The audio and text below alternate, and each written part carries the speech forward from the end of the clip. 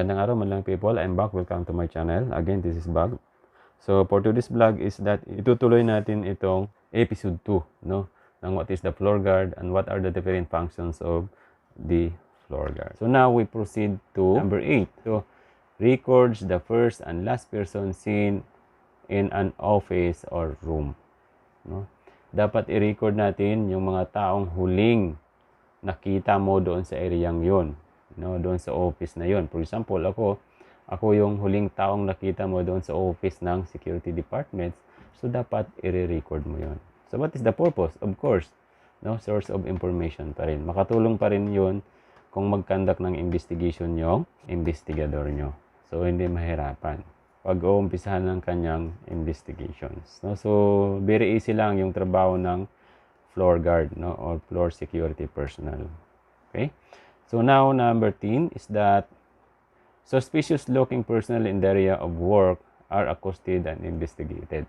So mayroon, for example, doon sa floor na yun, mayroon kang nakitang suspicious looking guy, no? So kalating araw mo na siyang minumonitor, parang nagmumonitoran lang kayong dalawa, no? Minumonitor mo siya, minumonitor ka din niya, pwede mo na siyang i-approach. But polite, take note, no? Politely approach, no? And then, but before to polite approach, bago natin i-approach siya, dapat i-inform muna natin yung immediate supervisor natin. Or kung may client, i-inform nyo muna yung client, no? So, i-approach natin.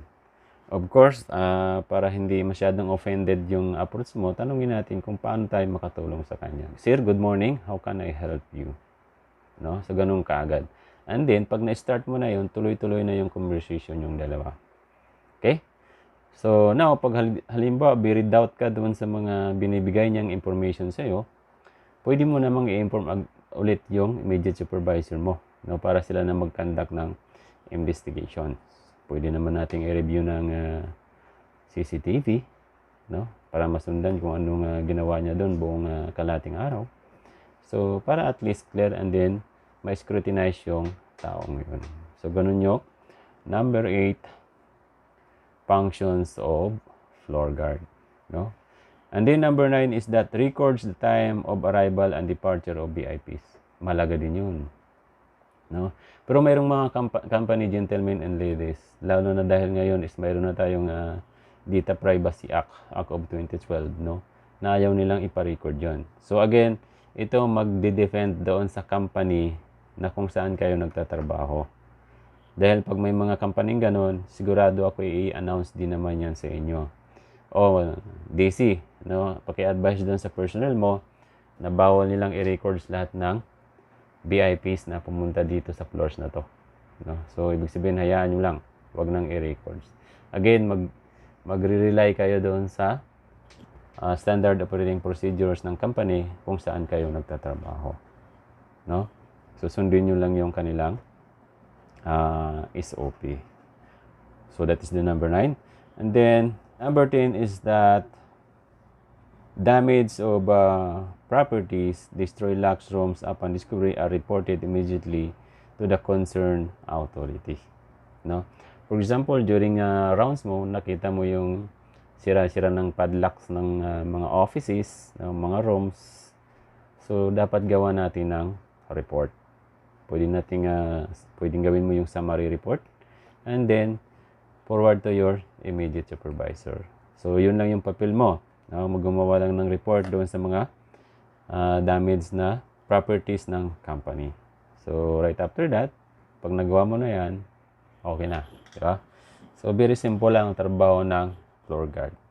Okay, number 12 is that conducts frequent inspections in sensitive areas of the floor of the establishment to prevent lawless elements from staging sabotage. No? So, sabi nila, mag-conduct ka ng madalas na pag-inspection, no? Kung kaya mong gawin every 15 minutes, gawin mo. Para lang mapigilan, no, yung pagpasok ng mga lawless elements doon sa areyang yun. Kaya mong mag-conduct ng every 5 minutes, every 10 minutes. So, that's good. Very good, no? Gawin natin. Para at least, walang ibang maka-loiter doon sa areyang yun. Right? So next one is that directs and guides people to escape routes, exits, no, during fire and emergency situations. So pag mayroong fire incident doon sa floor na yon, doon sa area yon, ikaw din yung mag-guide doon sa mga guests na yon. Pupunta doon sa fire exits going to evacuation area. No? So napakalaki ang papel ng isang security personnel. No? So actually napakalaki talaga, napakarami. No? Hindi lang basta-basta ang isang security personnel. So dito sa sinabi ko sa inyo, dito sa vlogs na to, no, the different functions of a floor guards. So napakaraming function yung floor guards. So again, wag nating i-limits dito. Kung mayroon kayong alam pa, pwede nyong idagdag, no? So habang tumatagal yung experience natin is that sure ako dumadami ninyong kaalaman nyo. Okay?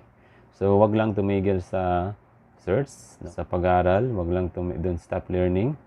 And then katulad nito sa mga vlogs, kung sino pa yung mga vloggers na ang topic is that about sa security, panoorin nyo, no? Matuto kayo dito. Actually, iba-iba lang yung delivering ng wording, iba-iba lang yung style of teaching, pero iisa lang ang objectives. Ano yun? Matuto lahat ng security personnel and more professional security personnel. Yun yung pinaka-main objectives kung bakit nagba-vlogs tayo. Sayang naman, no, kung hindi natin i-share yung knowledge natin. Alright? So again, i-recap lang natin, no? What is floor guard?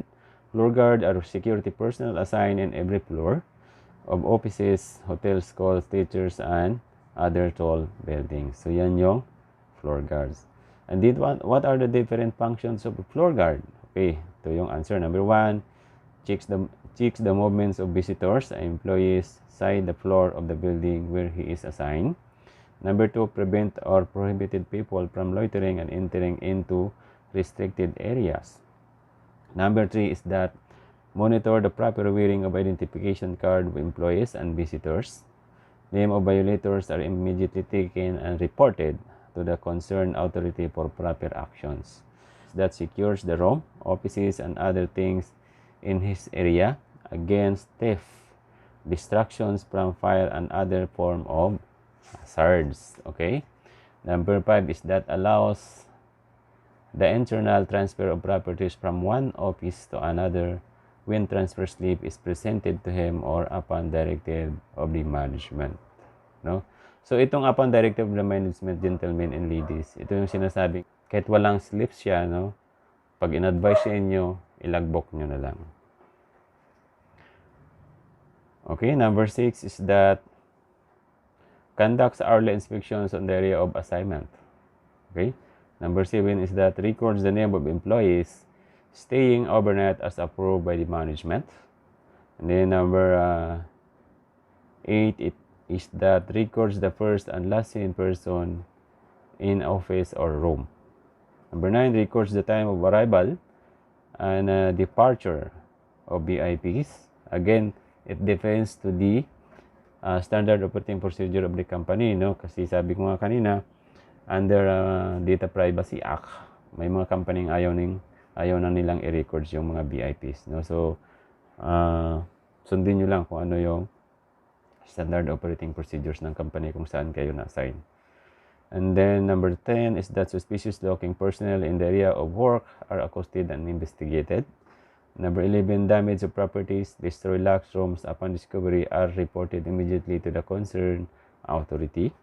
Number 12 is that conducts frequent inspection in sensitive areas of the floor of the establishment to prevent lawless elements from staging sabotage. Number 13 is that directs and guides people to escape routes, exits, no, during the fire and emergency situations.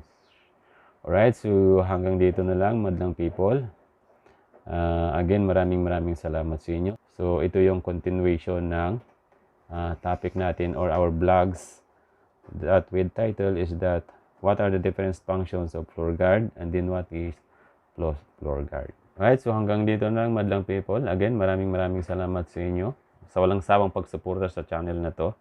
And then kung nagustuhan tong channel na to, mag-like, mag-subscribe, and then of course mag-comment sa comment section below, and then mag-request kung anong topic yung gustong i-discuss, and then i-discuss natin. Okay? I'm out.